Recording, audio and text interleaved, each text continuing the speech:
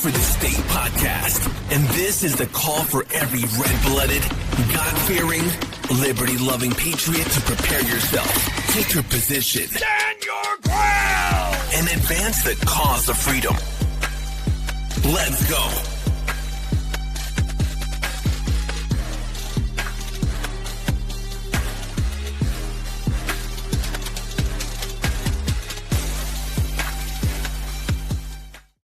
All right, that's exactly what we're going to do. Stand our ground, advance the cause of freedom. I'm here with a man who is good at doing just that, one who understands where freedom comes from and what we must do to protect it. I'm here with Senator Warren Hamilton, Oklahoma State Senator. Senator, welcome to the show. Thank you, Jake. It's always good to be on your show, always good to be around you. And I just wanted to say, that I am proud of you for running for governor, and I'm happy to endorse you, and just think that it's just a wonderful thing that what you're doing. And thank you so much.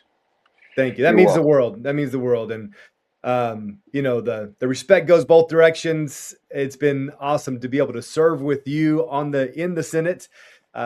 We were able to sit next to each other on the Senate floor, and I tell you what, that just solidified the friendship, as it confirmed we were both indeed in the same fight for the same reason.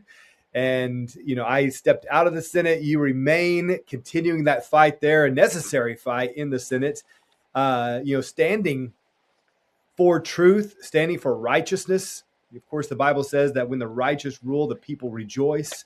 And I always have to qualify that and remind people that it is the people who rule and the representatives who represent, but you represent the people and righteousness in the state Senate, and so glad to have you there. And there is a growing presence of true conservatives who are about the same thing, is there not?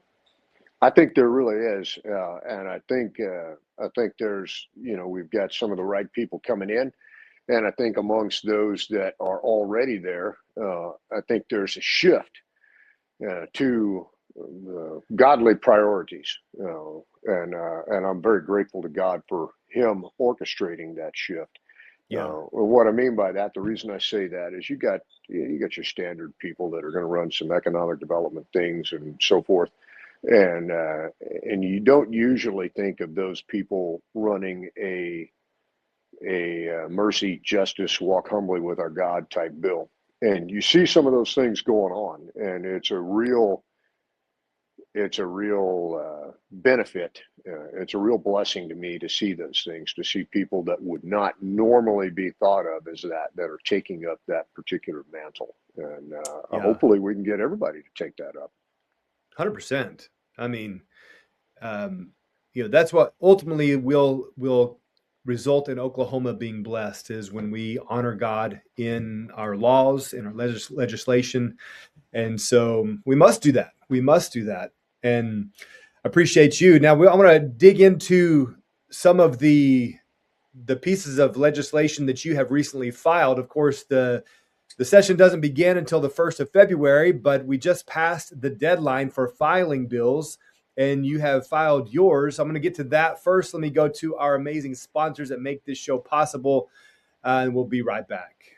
I'm here at Modus Health in Yukon, Oklahoma, here with Dr. Jeremy Moss. Dr. Moss, tell the people what all you guys do here at Modus Health. So we are a full-service natural health care clinic, chiropractic, acupuncture, functional medicine, nutrition, massage, really anything from a natural, holistic, vitalistic perspective. That's what we do, and so we exist to serve. Dr. Jeremy Moss and his team, I know they can help you out. How do they get in touch with you? Easiest way is just give us a call. So 405-494-0165. You'll call our front desk. We'll get you squared away as soon as we can. Typically, we can work patients in, sometimes even same day, but for sure within the same week, we'll get you in and get you feeling better soon. Are you planning for a secure retirement? Then you need to meet my friend Michael McGuire, CEO of McGuire Capital Advisors. With over 30 years of experience helping Oklahomans protect and grow their wealth. From asset allocation and risk management, Michael delivers personalized solutions tailored to you. Get your complimentary consultation today. Visit McGuireCap.com or call Michael directly at 405 405-760-5863. That's 405-760-5863. Your confident financial future starts here.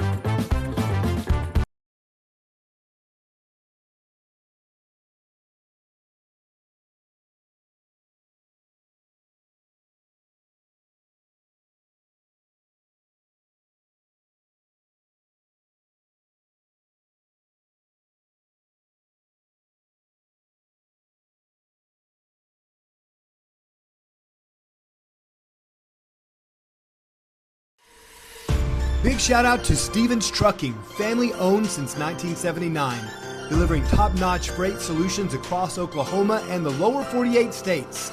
With over 350 trucks and 1,600 trailers, they offer reliable 24/7, 365 service, specializing in oil field and dry freight. They keep loads moving fast, backed by a fleet of flatbeds, dry vans, and more. Trust Stevens for on-time deliveries, cutting-edge equipment, and a team that treats you like family. Get a free quote today at stevenstrucking.com. All right, we're back here with Warren Hamilton. Senator Hamilton, I want to go over some of the recently filed bills that you have filed. We just passed that deadline. And for bill filing, what have you put on the table? I know that I've looked at some of the press reports and, once again, I appreciate what you're doing as you work on the issue of foreign ownership of land. Wherever I go across the state, this is one of the number one issues that people are concerned with is the foreign ownership of land. Tell us what you're putting on the table for that. Well, thanks, Jake. We've got a couple of different things, and this foreign ownership, it affects us at all levels. I mean, you've got the large parcels, you've got the foreign businesses that come in and they occupy places that are in close proximity to military bases and critical infrastructure. If you want to listen, to find out what's going on with foreign invasion up in Maine, there's a guy named Steve Robinson that he's a reporter up there. Does some really fantastic work about uncovering specifically the Chinese and what's going on up there. But we've got foreigners that are taking advantage of people just at the individual level with things like deed fraud. And so we've got a bill that kind of strengthens what we did last year, basically puts the burden of prosecution, the burden of paying for the prosecution for these fraudsters, puts that on the government.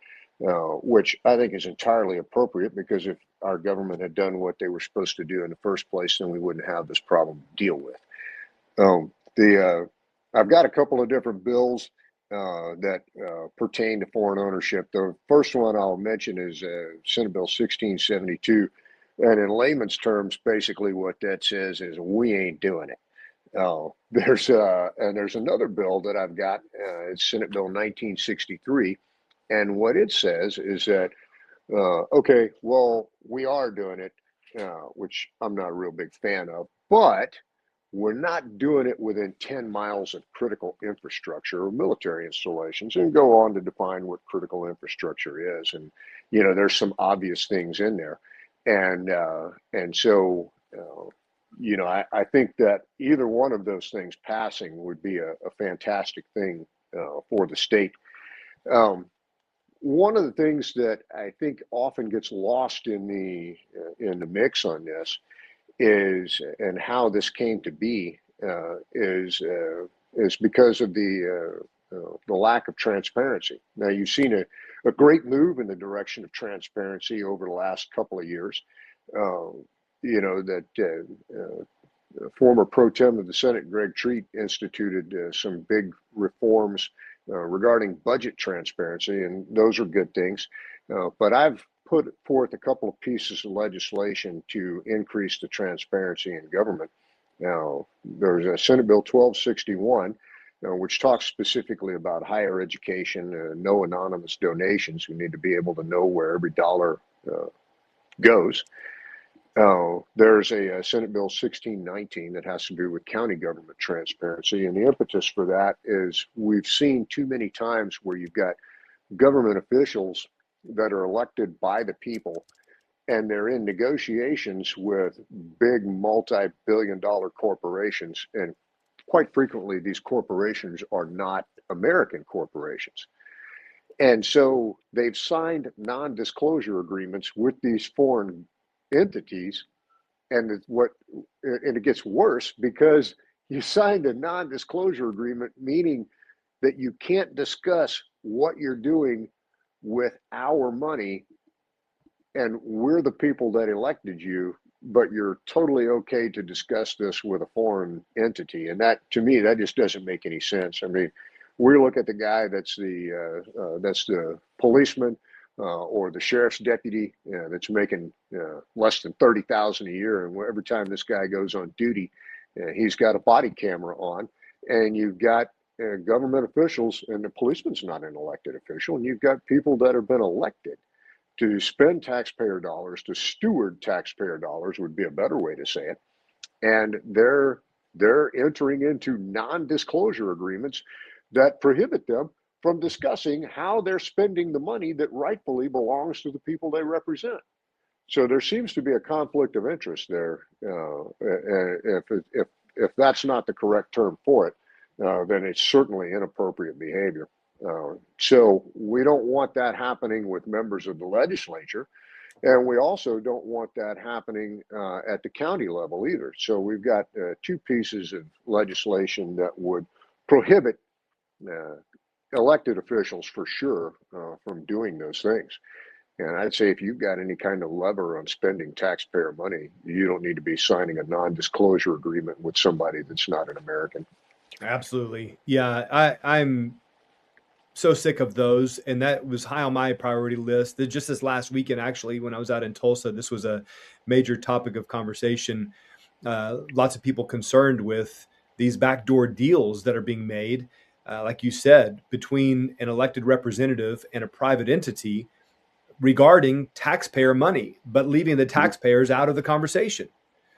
So yeah, these NDAs, I think, need to go in the state of Oklahoma. So would your bill completely ban NDAs altogether between elected representatives and private entities? What are the details there? Yeah, that's the intent of it. And of course, it's got to run through the committee process. And you know, if after doing that, we find that there's some kind of a loophole, then what we're going to do is move to close those loopholes. And, you know, what we want to do is pass laws that actually do something, not something that, you know, is just honking the horn and pandering to a bunch of people that may not be as informed as we would like them to be. And that brings up another point. You know, one of the things that people have that's been in the news quite a bit is, and I'm sure you get this probably at every speaking engagement, we don't want Sharia law. Well, we don't, okay? And to that end, I've got two pieces of legislation that combat that without calling it by name. The big one on that is Senate Bill 1679, which is the Preserving Oklahoma Values Act. And what that one says is that the courts of the government of the United States and the state of Oklahoma and its political subsidiaries are the only legally recognizable courts in the state of Oklahoma that are able to impose financial penalties and, you know, criminal sanctions and that. And in layman's terms, what it says is we're not having Sharia courts here in Oklahoma. But it also says we're not having the Inquisition. We're not having the Star Chamber. We're not having anything that's not the courts of the government or its political subsidiaries. And every one of us that's paid any attention has got instances where the courts have let us down or left us hanging. And that's fine. Actually, it's not. But even those things notwithstanding, our system of jurisprudence is the best one that the world has ever seen so far. So rather than allow this hodgepodge network of Sharia courts, of other courts to come in, we're not doing that. And that's what that Preserving Oklahoma Values Act is all about.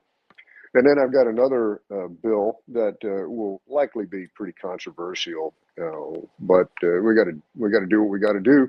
And we got to get this out there and let people start talking about it. And that bill, I ran it last year. Didn't get a committee hearing, but it's Senate Bill 504. And what that does is it raises the age of marriage from 16 to 18. We raised our age of consent last year from 16 to 18.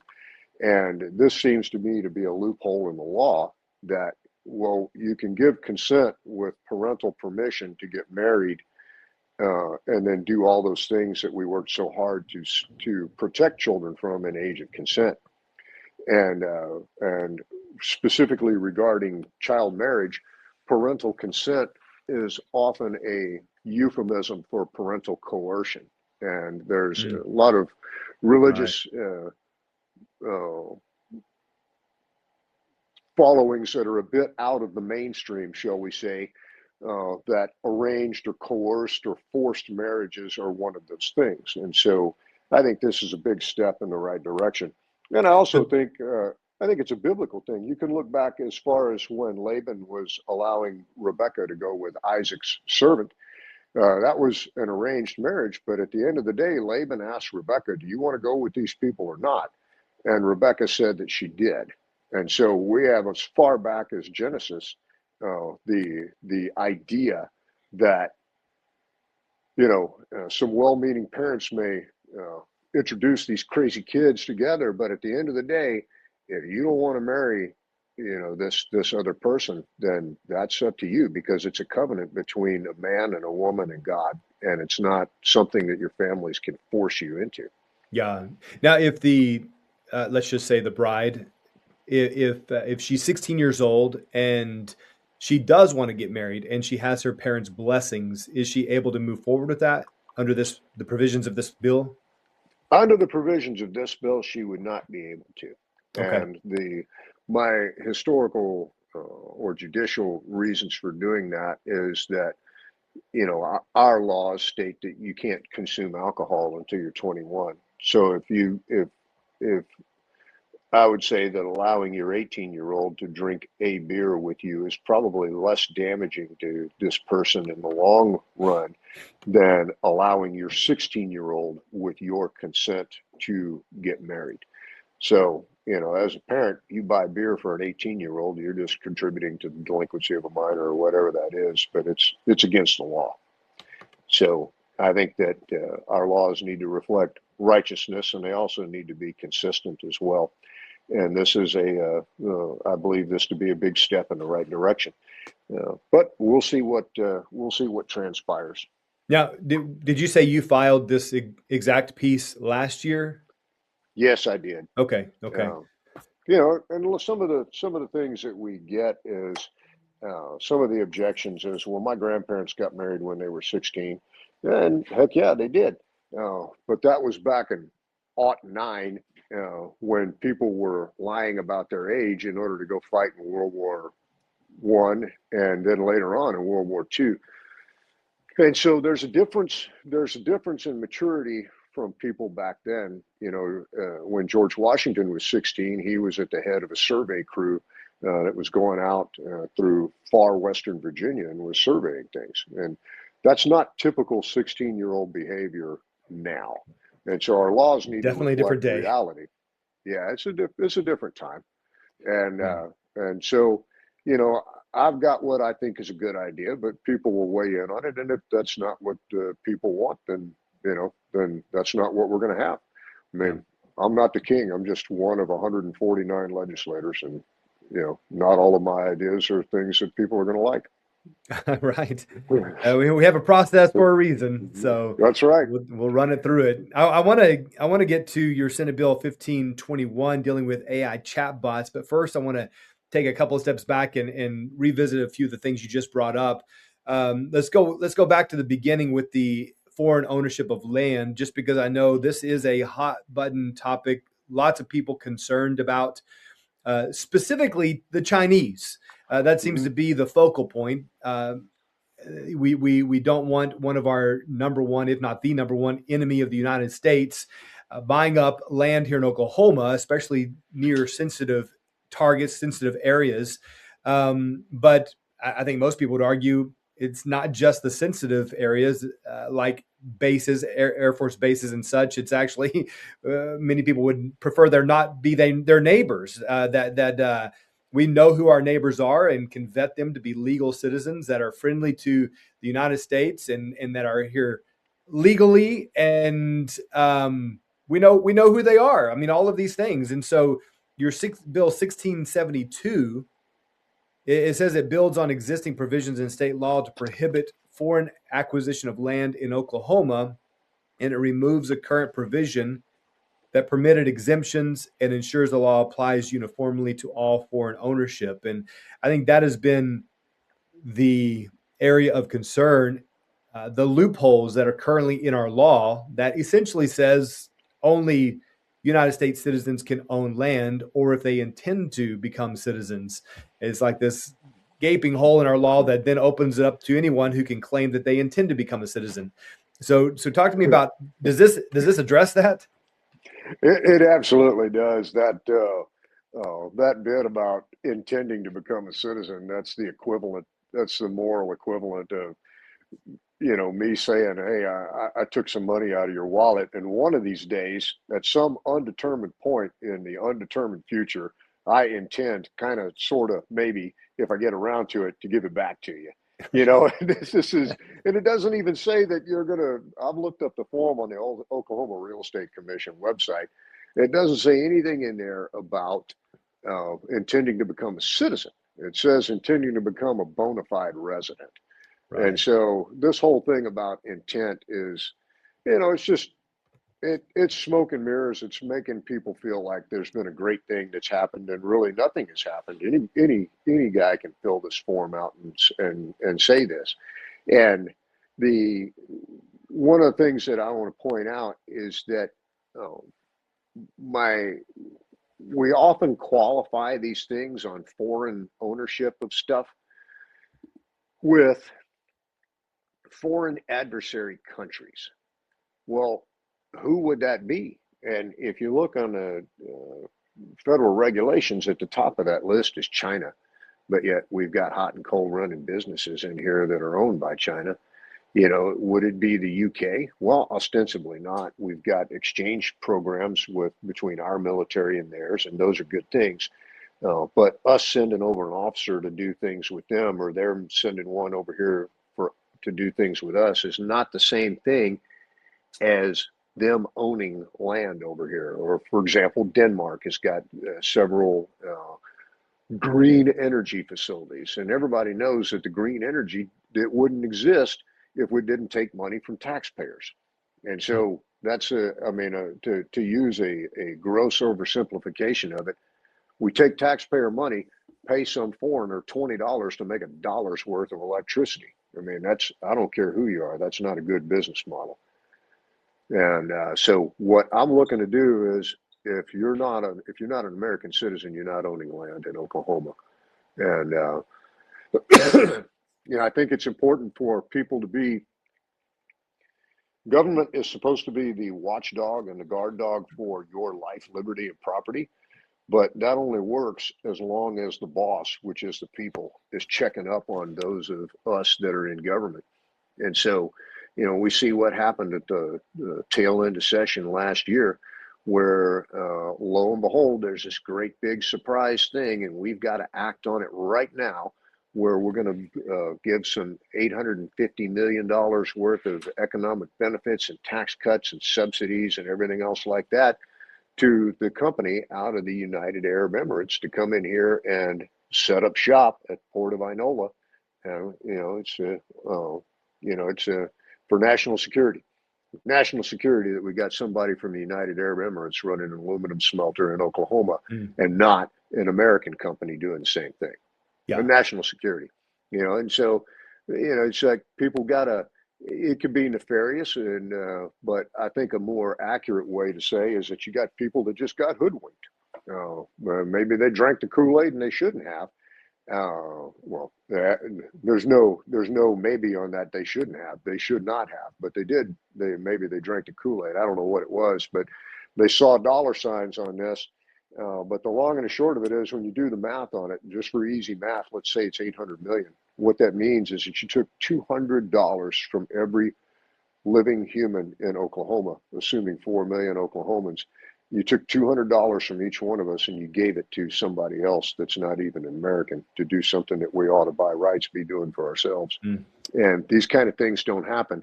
if you're engaged with your legislators and letting them know we are not for this. This may in fact be the best deal, but this cropped up here at the tail end and we're doing it in a hurry. Why do we have to spend this much money in a hurry? Yeah. When, 2 years ago, I ran the bill on the prison rodeo and it was $8 million. And I can show you from beginning to end how that thing is an officer safety thing, an inmate safety thing, and how it's going to generate money. And we picked that thing apart from beginning to end, and we should have. That was the right thing to do. But if we're going to pick it apart over $8.3 million, we, by golly, need to pick it apart over $850 million, especially when it's a foreign entity that's coming in here to do something and not an American company. Yeah. I mean, it's what I would categorize as more corporate welfare and doing it with our tax dollars. And I once again hear across the state that people are tired of that. They're tired of the NDAs. They're tired of the public-private partnerships, that if somebody wants to come in and set up business in Oklahoma, let them pay their own way. And let's make sure that they are legal and that they are in the United States, and more specifically in Oklahoma, legally doing business the right way. But 100%, I mean, when you have something that's being pushed and forced through at the last minute, there should be all kinds of flags. And there's a reason why this legislative process is slow and cumbersome. It's very frustrating sometimes, especially when you have a righteous bill. But then other times, like with this particular instance, it is there for all of our own good, and to ensure that this is the right move. So go ahead and let it take some time, even if you have to call a special session outside of legislative session. I think that would be more appropriate than try to force it in last minute. It absolutely would, and I've heard people say that are the big economic development people. First of all, before I say this, let me say we develop the economy through certain things, and bribing people to come in here and set up shop is not how it works. If you want the economy to flourish, you've got to have law and order, you've got to have good infrastructure, and you got to have good schools. And so we've spent money on infrastructure, we've spent money on schools, and we should. And public safety is one of those things that we need to be ever vigilant on and make sure that we're funding that properly. And that's cops, courts, and corrections, and then fire and EMS as well. But you'll have people that'll say, hey, honk the economic horn, Oklahoma's open for business. Well, amen. Oklahoma is open for business, but Oklahoma's not for sale. And if it is, it shouldn't be. Absolutely. 100%. Now, let me shift gears just a little bit here, talking about the influence of foreign courts in our court system. It makes me look back at, when was it? 2010, State Question 755. It proposed, and Oklahoma voters approved, a constitutional amendment banning state courts from considering Sharia law or international law in decisions aimed at as a preemptive strike against perceived foreign legal influence. But it was quickly challenged and eventually permanently blocked by federal courts for violating the First Amendment's Establishment Clause. That was the claim anyway, and by targeting Islam specifically. So I'm wondering, since this was challenged and killed by the courts, how is your proposal different, and do you think that it would survive the courts here in Oklahoma? I do think so, and I appreciate the question. While my proposal does touch Islam, it doesn't touch just Islam. We don't. I mean, if you would say that that you're not okay with Sharia, but you're okay with Torquemada or Oliver Cromwell, I'd say you're equally wrong on all three of those counts. Mm-hmm. So, this is what we're seeking to prohibit, is to maintain the courts the way that they've been from the inception of our republic. Yeah, I think it's necessary. I think it's needed. I think it also points to a larger issue, if you would call it a larger issue here in our state, is the liberal benches that we have, and how we need a transformation in our benches that we have, then where we could have judges who actually agree with these conservative moves that are making their way through the scrutiny of the legislature and eventually passed into law. And even with the state question 755, I mean, voted on by the people, yet struck down by the courts. So I think that parallel issue, if not larger issue, is the liberal benches here in Oklahoma, and how we need massive judicial reform here in the state as well. Well, you're exactly right, Jake. The what seems to be forgotten when you cite instances like this, and it seems that the courts have forgotten, is that the courts are servants of the people, just like the legislature is, just like the executive is, and every branch of government exists to protect the life, liberty, property, God-given, constitutionally guaranteed rights of the people. And whenever one of these forms of government, whenever one of these branches of government becomes injurious to these ends, we really got to check and see, are you serving yourself or are you serving the people? And that's I think is a relevant question to ask. Yeah, absolutely. Well, to wrap it up here, I want to leave time for this last bill that you are running, and it deals with AI. And AI is obviously on everybody's radar. If you're like me, I use it almost daily now, whether it be Grok or ChatGPT. You know, I tend to go there over Google myself, and it's just interesting how you build up a profile, if you will, within this AI, and it gets to know who you are. I mean, everything that we should be concerned about, I'm doing on a daily basis, and so. But at the same time, we also have conceded much of our liberty by owning iPhones or Android, either one. I mean, we all know that they are monitoring us and listening to us. And we talk about a coffee pot, then you get on Facebook and it's got ads for coffee pots for you. And so how does that work out? Well, are we just getting deeper embedded into this system? I think we are. I think we should be concerned about it. And at the same time, it is convenient, and we have access to all of this technology. So because of that, AI is here, and I believe it's here to stay. There's lots of safeguards, though, I think that we need, especially for our young ones. We do this with phones. Our kids don't have phones. We have phones that they can use in emergency situations, but we're very guarded just on owning a smartphone. But you're focusing on chatbots, specifically ones. I think do you mention it in your bill, the character AI? Talk to me about these chatbots and why this is concerning for you, and why we should be concerned in general. Well, from a public safety standpoint, we see where we've got the two instances where you've got children that have decided to take their own lives under the influence of these chatbots, and one of the things that people are not understanding is that these things, they validate what it is that they do whatever they need to do to keep you sucked into this thing. Right. Does that make any sense? And so this is especially impressionable young kids. Exactly.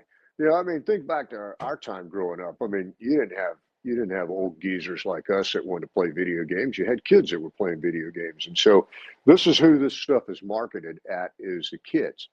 Yeah. You know, we saw this happen during COVID, that one of the most damaging and lamentable things that happened during that time was the isolation that was imposed on people, either self-imposed or societal imposed, that kind of thing. And God never made us to live in isolation. Now, you've got times where you had like Elijah that spent his time in the wilderness, Jesus spent his 40 days in the wilderness, etc. But these were not times that they did this for forever. And so what we see is that we're becoming more and more isolated. We withdraw into ourselves. And what we don't get with that is we don't have the iron sharpening iron that comes with our engagement with other fellow human beings that are going to tell us that, hopefully you have somebody who's like, hey, bro, I know things are not going the way you think they should at school, but this solution that you're coming up with, this is not how you need to go. This is absolutely the wrong answer. Lots of concern about these digital companions to Yes. keep you company. And I mean, and it's interesting. I guess there's appeal across ages from the youth on into lonely 40-year-olds. Right. But nonetheless, it is dangerous. Yeah. And that's dangerous. And like you talk about the lonely 40-year-old, it's weird. I mean, Straight up. It's so we don't need that kind of stuff going around. And so what we're doing is we're wanting to put a fence around this and say, look, if you want to look at chatbots and use chatbots, then you got to be 18, because it's a big enough deal that you don't need to get sucked into it as a child. Yeah. Florida does this with pornography. They're like, I'm paraphrasing, but they're basically like, if you want to look at porn, that's okay, but you got to. It's not, by the way. So I'm not saying it is. Yeah. It's not. If you're looking at that, you need to stop. But if you want to look at it, you got to upload your ID. And there's several different things you can upload your ID on. I mean, you can upload it to the IRS if you want 10% off at Tractor Supply because you're a hometown hero. They use ID.me. And so this is what we're looking at is upload your ID, and you can use a chatbot all day long, provided you're over 18. And that's if you're not, forget it. A step further than just clicking a box confirming that you're 18, right? I mean, you actually have to prove it. Yeah. Now, I want to see if I can play this clip here. This is a mom out in Florida. You mentioned Florida, where this debate has been happening as well. But tragically, she was one of the moms that lost her children to the influence of a chatbot. And let me see if I can play this real quick. Good morning. My name is Megan Garcia, and I have with me here today Sewell Setzer Jr. I am a wife, a lawyer, and a mother to 3 beautiful boys. Last year, our firstborn son, Sewell Setzer III, died by suicide in our home in Orlando, Florida. He was only 14 years old. Sewell was a bright and beautiful boy, and he had a gentle soul. He was a great big brother and an obedient son. He was a good friend and a good student. He dreamed of building rocket ships and inventing holographic communications, and he wanted to play professional sports. He was actually a Bucks fan too. But I really believe that he would grow up to change the world because he was so brilliant and he had such a beautiful and pure heart. But in the months prior to his death, Sewell became withdrawn and isolated. His grades suffered and he started to misbehave in school. This was in complete contrast to the sweet and gentle boy that he had been all his life. After his death, we discovered that Sewell had been communicating with several AI companion chatbots on a popular platform called Character AI. This company is based in California. This emerging technology provides a selection of companion chatbots or characters for users to interact with. One of these chatbots initiated a romantic and sexual conversations with Sewell over several months. It manipulated him and it sexually groomed him. On the day he took his life, his last interactions weren't with his mother or father, but they were with this AI chatbot on Character AI. This chatbot encouraged Sewell for months to find a way to come home and made promise that it would be waiting in some fictional world.